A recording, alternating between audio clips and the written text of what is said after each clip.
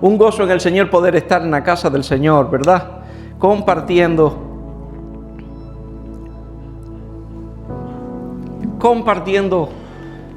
estas alabanzas y también su palabra en esta noche. Me gustaría que usted abriera su Biblia en la carta a los Hebreos. En la carta a los Hebreos, capítulo 12, voy a usar el verso 28.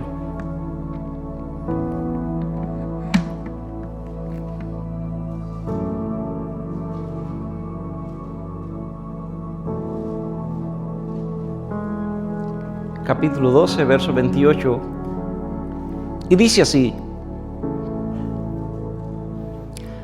así que, recibiendo nosotros un reino inconmovible,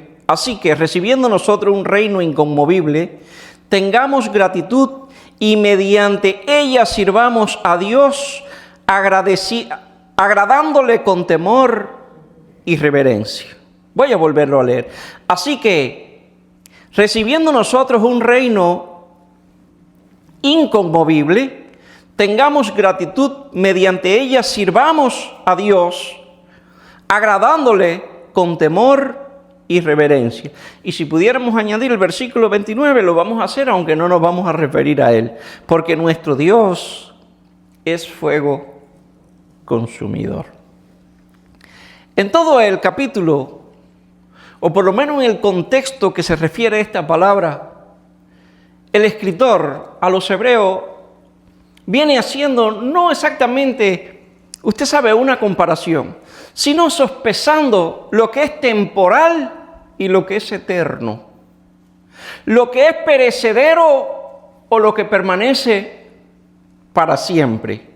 Y ciertamente nosotros estamos viviendo en un mundo, en una estación de tiempo temporal, transitoria, con límite en todos los sentidos.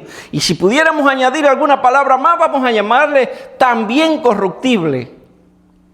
Pero también se nos habla, y es la intención del escritor, de un tiempo, de un reino, de una dispensación que tiene que ver con la eternidad, con lo perfecto, con lo incorruptible, con lo incontaminado, con cualquier falta con cualquier falta de preocupación o con cualquier cosa que tenga que ver con limitaciones. Y esta es la intención del escritor. Y vamos a ir parte por parte en este versículo bíblico, que sin duda es revelador y tiene muchas cosas para enseñarnos. Lo primero que quiero tratar es que te des cuenta que lo que tenemos es un reino que hemos recibido, no un reino que hemos conquistado. ¿Sí? Mire cómo dice el versículo.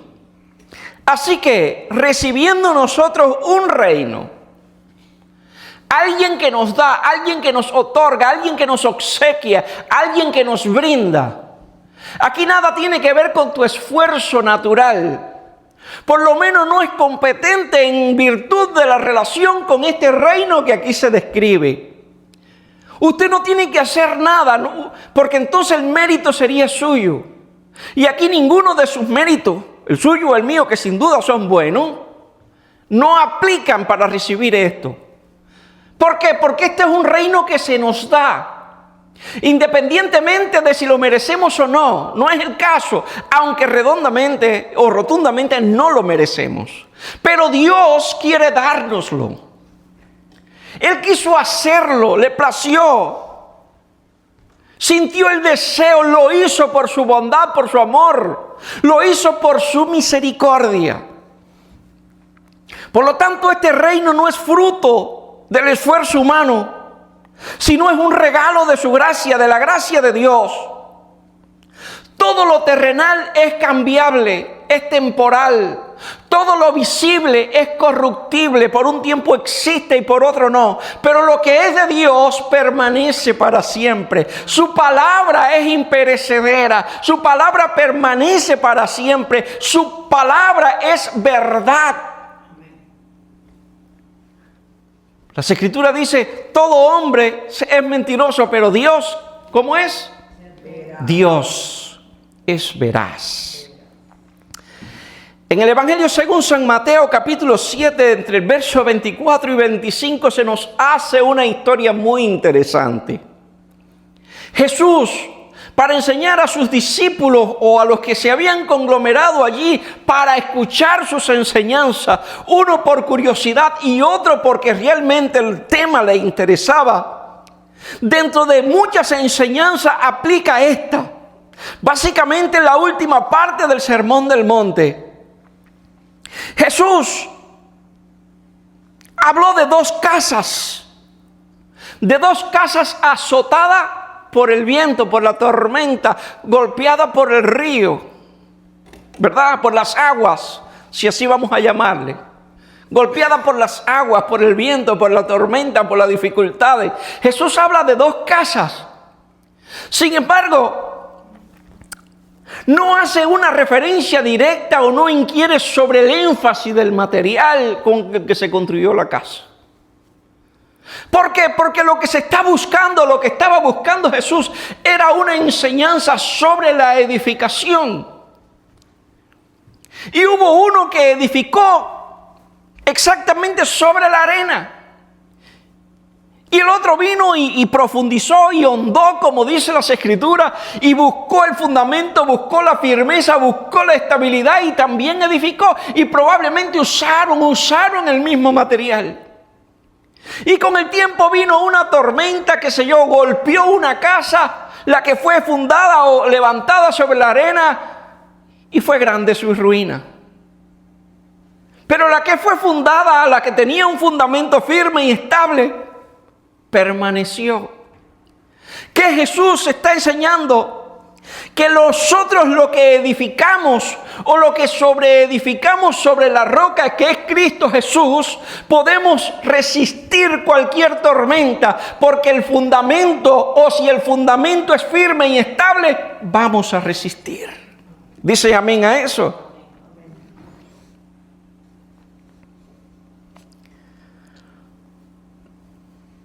Así que solo una casa permaneció firme.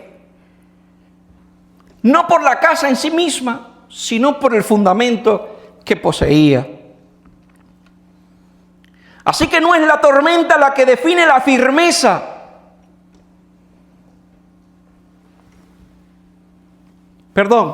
No es la tormenta la que define la firmeza, sino el fundamento. El reino de Dios no se mueve porque está fundado en Cristo Jesús. Alguien dijo, no es la cantidad de veces que te caes, sino la que te levanta.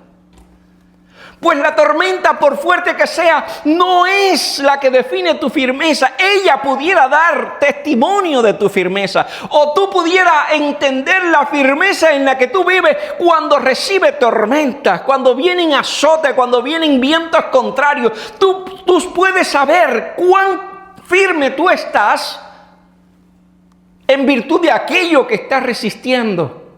Pero la tormenta no define tu firmeza en ninguna medida. Tú estás firme porque tú estás edificado en Cristo Jesús. El reino de Dios no se mueve, sino que permanece para siempre, porque tiene un fundamento firme y estable, y ese fundamento es Cristo Jesús. Por lo tanto, nosotros tenemos que tener una conciencia clara, un pensamiento determinado sobre qué o sobre quién estamos siendo edificados. ¿Dicen amén a eso? Sí. Uno de los problemas más serios, digamos, de mediados de siglo en adelante en el cual vivimos, es que los creyentes no saben sobre qué o quién están siendo edificados. Porque quien nos mueve son las emociones. La seguridad con la que vive es la revelación de sus ministros. Ellos pueden vivir confiados por la palabra de sus pastores. Y allí está la falla, amado. Eso es como una arena movediza. quien busca estabilizar o edificar su vida sobre la enseñanza de otro ser humano, construirá de manera inestable. Pero quien afianza su confianza, valga la redundancia, en el fundamento que es Cristo Jesús, este es un hombre prudente que no sufrirá ninguna ruina. Así que tenemos la necesidad de estar pendiente en quién y sobre qué están siendo edificadas nuestras vidas. La gente o nosotros no podemos vivir de emociones, aunque sin duda nos emocionamos. No podemos edificar sobre emociones. No podemos edificar sobre palabras de profetas. No, tenemos que edificar en Cristo Jesús. Y digamos, el complemento de todas estas cosas es la oración y la lectura de las Escrituras. Está bien. ¿Por qué? Porque algunos que saben emplear con astucia las artimañas del error pueden presentarte argumentos completamente y perfectamente bien elaborados en el cual tú puedes dar por certero y confiable, y al final no es otra cosa que un engaño. Pero cuando tú juzgas por las Escrituras, cuando tú te afianzas en las Escrituras, cuando tu fundamento es Cristo y la palabra de Dios, amados y amadas, que sople el viento, que vengan, que crezcan los ríos, que golpeen tu casa, tú no sufrirás ruina. Dile a tu hermano, en Cristo no hay ruinas.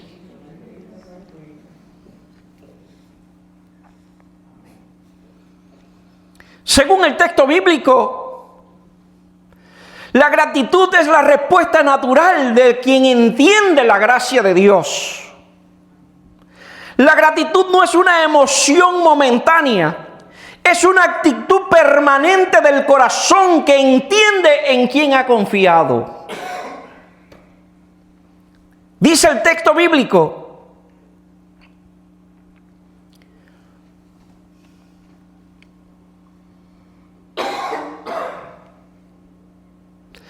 así que, recibiendo nosotros un reino inconmovible, tengamos, ¿qué? Gratitud. Tengamos gratitud. Sí, la gratitud es la respuesta natural del que entiende la gracia de Dios. Tengamos gratitud. En ocasiones, o en otra ocasión del pasado, le hablé sobre el ser agradecido. Y dije que si hay algo, digamos, que Dios repudia, es la ingratitud.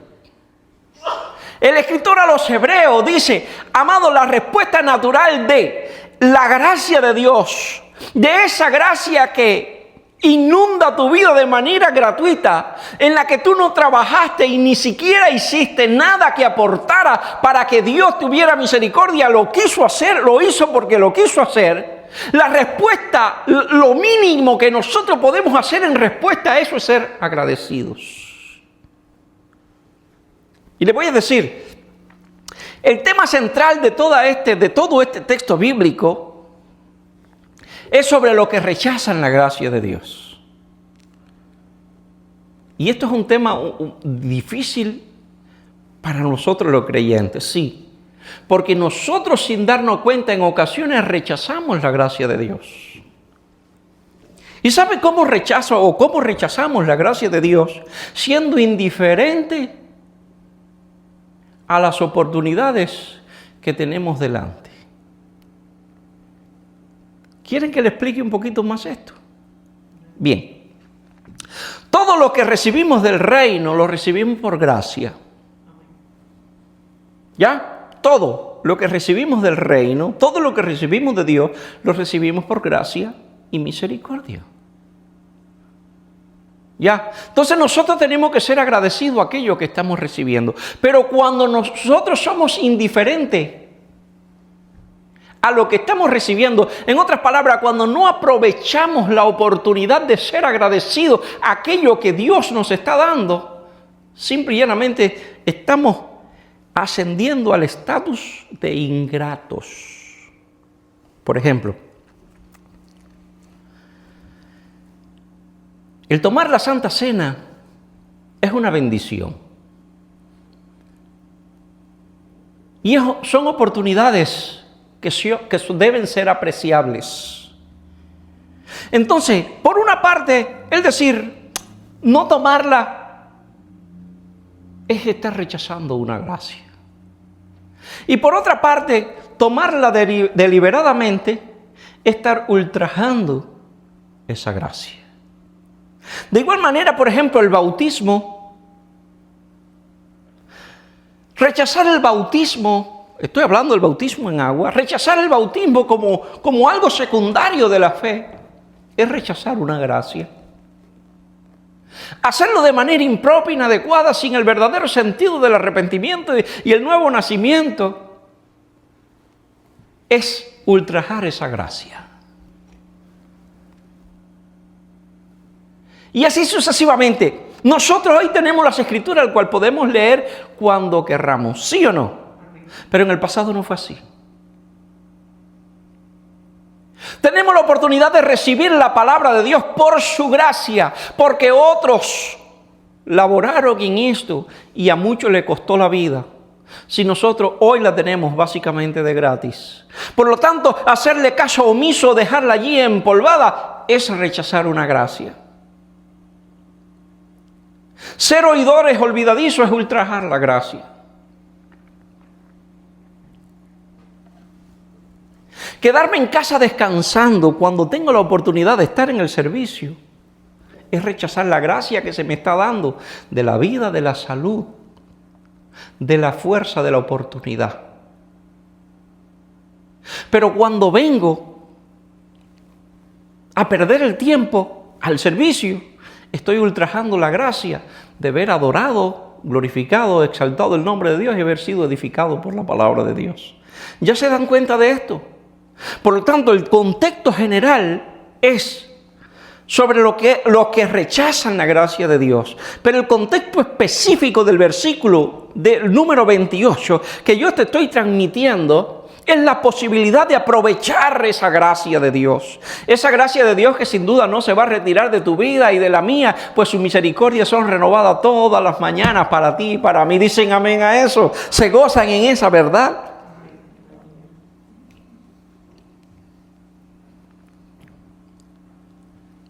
En el Evangelio según San Lucas capítulo 17, verso del 11 al 19, se nos narra unas sanidades. Una sanidad de 10 leprosos, básicamente una enfermedad que no tenía cura, a no ser por la gracia de Dios, por lo menos en ese tiempo. ¿Sabe? De esos 10, ¿cuántos regresaron para dar gracias a Dios y glorificar su nombre? 10 fueron sanados, pero solo uno regresó a dar gracias. Los demás estaban contentos. ¿Sí? Claro. Estaban contentos, ya no tenían ese azote en su cuerpo. Pero uno fue el agradecido. ¿Está aquí esta noche? 10 estaban contentos, 10 estaban contentos. Por lo tanto, la alegría no es sinónimo de gratitud. Hay gente que le da gracias a Dios con su cara llena de lágrimas. Y aún así le están dando gracias a Dios por la vida. Hay gente que desde su lecho le están dando gracias a Dios por su vida, por su familia. Incluso en estadio final hay gente que le da gracias a Dios. Pero estos 9 estaban contentos, estaban satisfechos, vieron el mundo delante de ellos, pero se olvidaron de quién lo hizo y solamente uno dijo, no, espérate, voy para atrás, voy a agradecer a aquel que hizo esta obra en mí, porque lo que hizo aquel, nadie puede hacerlo. ¿Quieres levantar tus manos y decirle gracias, Señor, en esta noche? ¿Alguien quiere darle gracias a Dios en esta noche por la oportunidad de estar en este lugar, por la oportunidad de la congregación, por la oportunidad de su palabra, por la oportunidad de la edificación en su palabra? Sí, gracias, Señor.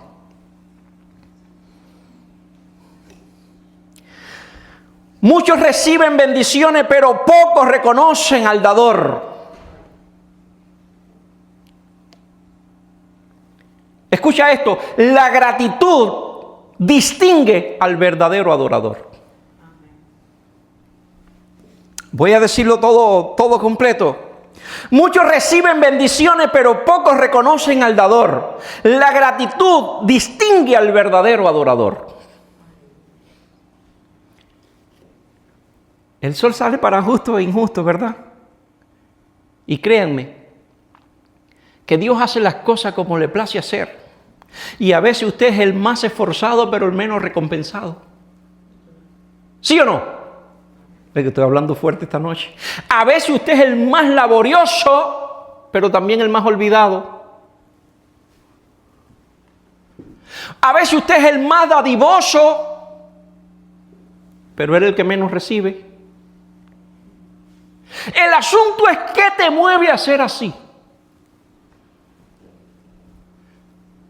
Si tú también sabes decir que no, si tú también puedes negarte, pero hay algo dentro de ti que no te lo permite y se llama gratitud. Tú estás tan agradecido de Dios que todo lo que tú haces te siente poco conforme o en comparación a lo que Dios ha hecho contigo. Entonces somos dadivosos, somos generosos. No porque nuestro corazón sea de oro, sino por la gracia de Dios derramada en nuestro corazón. Y estoy agradecido con todo lo que el Señor ha hecho por mí, que ser generoso es lo menos que puedo ser. La Biblia dice, recibiste de gracia, dad de gracia. Bendito sea el Cordero de Dios. Así que la gratitud distingue al verdadero adorador. No son las circunstancias. No. Las circunstancias no te van a distinguir. Yo recuerdo, hace algunos años atrás, en medio de una predicación,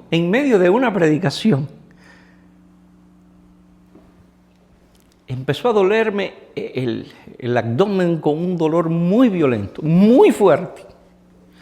Un dolor de eso de lo que dobla y no era necesidad, ¿sabe? No era necesidad del baño, era un dolor muy, pero muy fuerte que me obligó a doblar. Pero yo iba a la mitad del mensaje. Sí, yo iba a la mitad del mensaje. Iba como por el segundo puntico del mensaje. Y estaba que no podía. Empecé a sudar como estoy sudando esta noche. Y esta noche estoy sudando por calor, no por dolor. Pero ¿cómo yo iba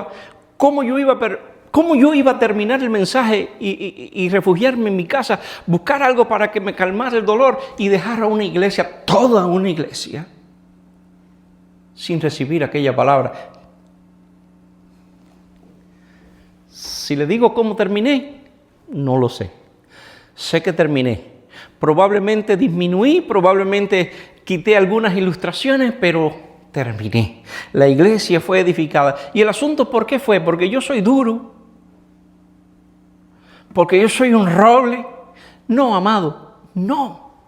Estoy tan agradecido con lo que Dios hizo conmigo y en mí, que en toda oportunidad que tenga de transmitirlo, lo voy a hacer, aunque me cueste la vida.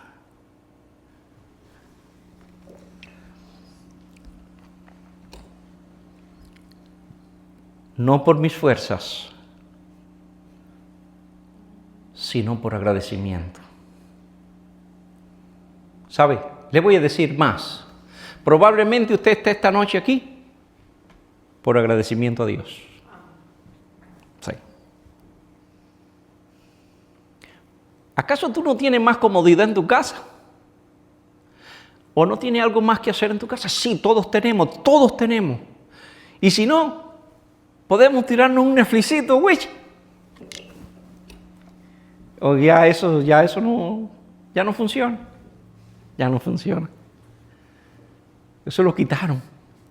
Podemos, hoy domingo, fácil, podemos tirarnos una peliculita agradable, al que le gusta el romance, romántica. Allí está todo, aquí está todo. Al que le gusta echar un jueguito, puede jugar. Al que le gusta, no sé, retirarse temprano a descansar, puede hacerlo, pero hemos escogido estar aquí. El asunto es el por qué.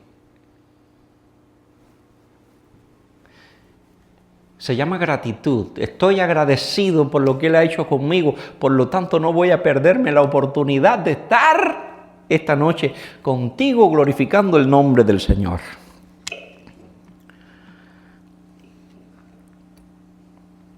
Un servicio que realmente agrada a Dios, y ojo que esto está interesante. Un servicio que realmente agrada a Dios. Y mediante ella, dice el texto bíblico, mediante la gratitud, y mediante ella sirvamos a Dios. ¿Haciendo qué? Agradándole. Y mediante ella, la gratitud, sirvamos a Dios. Diga conmigo, agradándole. Ah, no, espérate.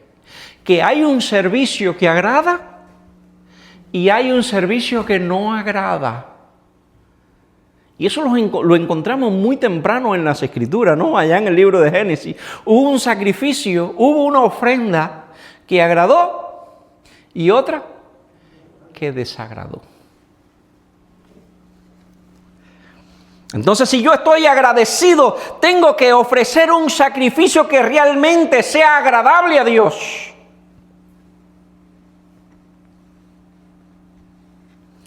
El servicio aceptable a Dios nace de un corazón agradecido, no de la presión ni de la costumbre, y menos del compromiso con hombres.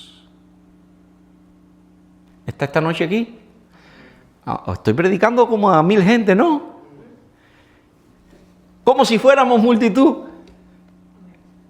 Voy a volverlo a decir. El servicio aceptable a Dios nace del corazón agradecido, no de la presión, ni de la costumbre, ni del compromiso con hombres.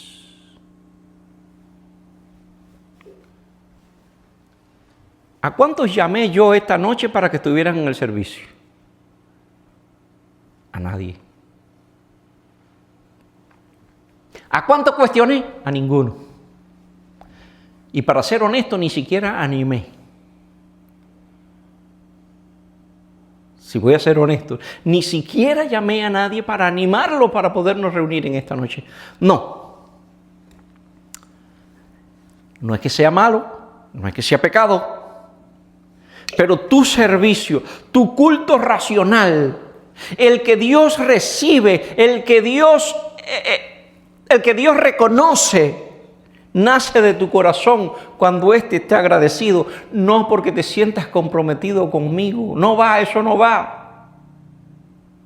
¿Sabe? El tener deuda de gratitud con los hombres es mortal. El servir a Dios para que no me cuestionen o para que no me juzguen es mortal. Eso Dios no lo recibe. Tal sacrificio, decía el salmista, tú no aceptas. ¿Cuál tú aceptas? El corazón contrito y humillado. A ese es el que Dios acepta.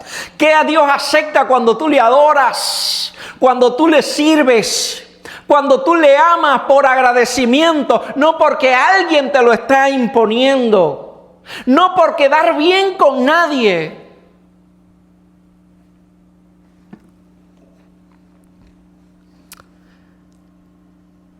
En Lucas capítulo 10, verso 38 al 42 se nos narra la historia de las hermanas Marta y María. Las dos eran buenas, créanme que sí.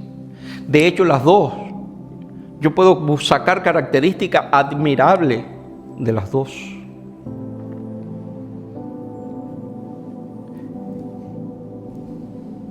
Marta era una mujer muy limpia y muy ordenada. Algo admirable en cualquier mujer. Pero probablemente era una mujer afanada. Tenía psicosis de limpieza. Y tal cosa no es malo. Escuche esto, tal cosa no es malo. Malo es no saber parar en el momento en que hay que parar. Que usted tenga su casa ordenada, perfectamente limpia y adecuada, eso es lo más lindo que pueda tener una dama. Malo es afanarte a tal manera o a tal punto de que no te des cuenta quién llegó a tu casa. Por otra parte, María no era ninguna vaga, pudiéramos decir, no era descuidada. Probablemente María estaba ayudando a Marta hasta que llegó el Señor Jesús. Y cuando llegó el Señor Jesús soltó todo y fue para allá. No, espérate. Esto lo tengo todo el día y puedo hacerlo en cualquier momento. Aquel que llegó a mi casa no va a estar aquí para siempre. Por lo menos no de manera física, ¿sabe? Estoy hablando de Jesús terrenal. Y allá fue, se sentó a los pies del Maestro a aprender, a escucharle hablar.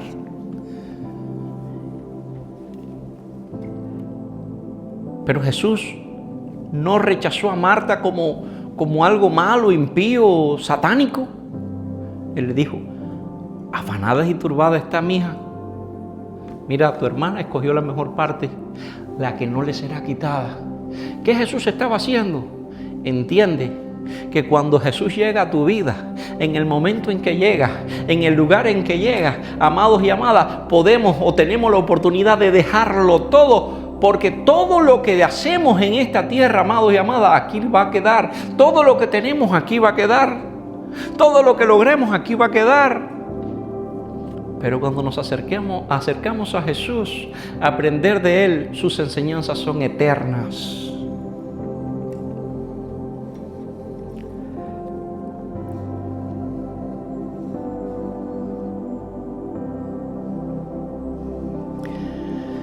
No todo servicio agrada a Dios. A Dios le agrada el servicio que surge de una comunión, de un corazón dedicado, no de un activismo vacío.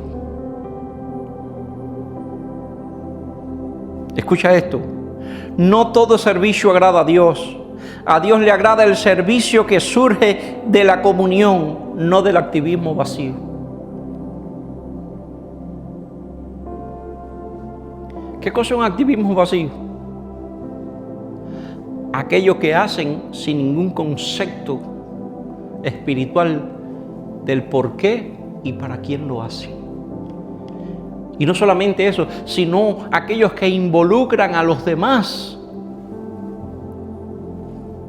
Cualquiera, sin tener entendimiento que el ofrecerle a Dios requiere especial dedicación.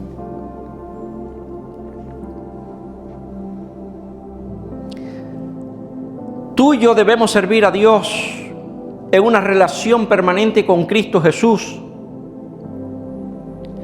desde el agradecimiento, desde la bondad y no desde la obligación religiosa. ¿Por qué voy a la iglesia? Porque yo soy miembro de la iglesia. No. Ese no es la esencia. Esa no es la esencia. Si tú vas a la iglesia por cumplir la norma de la iglesia, o si tú vienes a la iglesia por cumplir las normas, te equivocaste de motivación. Yo vengo a la iglesia por agradecimiento a Cristo, y en ese agradecimiento también cumplo las normas. ¿Está bien así? Creo que está bien así. Temor y reverencia es la actitud correcta ante un Dios santo. ¿Qué dice el texto? Con temor y reverencia. Con temor y reverencia. Quiero que pueda entender que la gracia de Dios o la gracia no elimina el respeto, sino que lo profundiza. Dios es nuestro Padre, pero sigue siendo santo.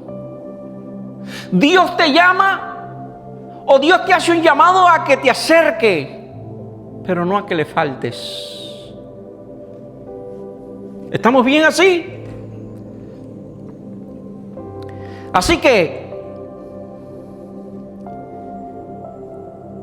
Moisés se acercó para ver una gran visión, una zarza que ardía, y lo primero que Dios le dijo, ¿qué fue? Quítate las sandalias de tus pies, porque el lugar que estás pisando es santo. Hay algunas enseñanzas allí, pero no vamos a entrar en eso porque nos desviamos del tema.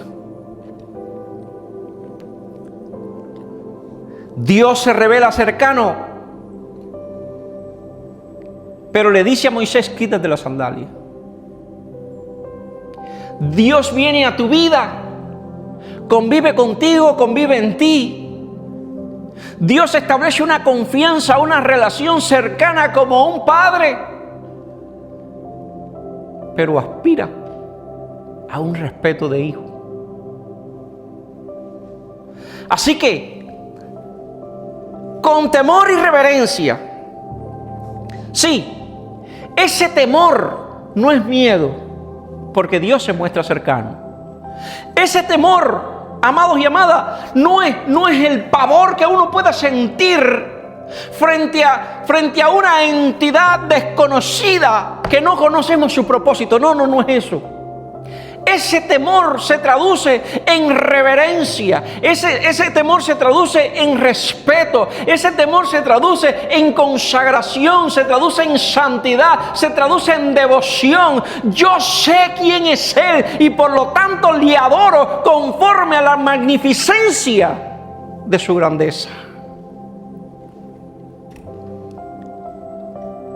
Hace mucho tiempo escuché una frase que no se me olvidó jamás. Un muchacho se había convertido al evangelio, pero este muchacho tenía un pasado un poco complicado, un poco enrolado en agresiones y cosas, pero se convirtió al evangelio. Y su vida estaba cambiando en Cristo Jesús. Y ahora él predicaba y daba testimonio de la gracia de Dios. Y un día, saliendo de su casa, algunos de su barrio comenzaron a burlarse de él. Los que antes le tenían miedo, los que no se atrevían, ahora se estaban burlando de él. Y él, con toda amabilidad en el Señor, se viró, fue para donde estaban los muchachos y le dijo: con lo cobarde que ustedes son, se están burlando de mí. Ustedes no se han puesto a pensar que hoy yo estoy en la iglesia y si mañana me aparto, se acabó la burla. Este muchacho dijo esta frase, que es la que nunca se me ha olvidado: la confianza hace perder el miedo. ¿Sabe por qué dos hermanos se fajan sin ningún tipo de miedo? Por la confianza que se tienen el uno al otro. No importa si el mayor con el menor, no, el menor puede fajarse con el mayor perfectamente, por la confianza que tienen uno al otro. Entonces la confianza hace perder el miedo. Bueno, que la confianza no te haga perder el temor. Confías en Dios de tal manera que tu temor, en vez de perderlo, sea más reverente, que tu respeto sea más fundamentado en lo que Dios ha hecho contigo. Por lo tanto, la verdadera adoración combina la confianza con la reverencia. Escucha, la verdadera adoración combina la confianza con la reverencia. Estoy terminando ya.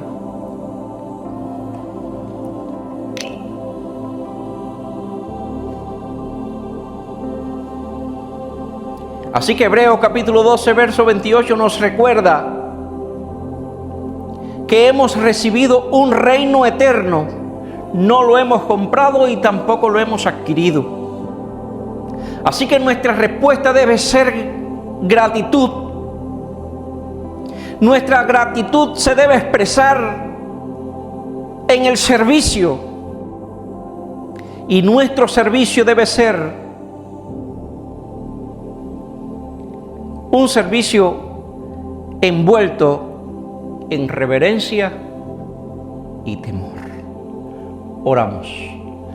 Padre, gracias te damos en esta hora por tu bendición, por tu amor, por tu paz, por tu gracia y tu misericordia. Te pido, Dios, que esta palabra edifique nuestras vidas, nos enseñen a acercarnos más a ti y nos inspiren a vivir de una manera más adecuada en ti. Dios, si hay algo que quiero sobre este grupo, es influenciarlo de manera tal, oh Dios, que puedan entender que la palabra de autoridad en este lugar no es la mía, sino la tuya. Que el líder a seguir, que el paradigma no soy yo, sino Cristo Jesús. Que su confianza, oh Dios mío, no puede estar en mí, sino en Cristo Jesús. Y aunque podemos confiar los unos en los otros, nuestra confianza está en Cristo Jesús. Señor, sí, que sean hombres y mujeres prudentes, que aunque se demoren un poco más en la edificación, puedan, oh Dios mío, cavar, profundizar, hondar, a fin de que su vida esté perfectamente establecida en Cristo Jesús, donde ni el viento puede derribarla, ni el diablo puede tocarla. En el nombre del Señor Jesucristo, llévanos en bien a nuestros hogares y otórganos las fuerzas para laborar toda esta semana. En tu nombre, Señor, también echaremos la red. Para gloria de tu nombre, amén y amén. Que Dios me les bendiga, amados y amadas.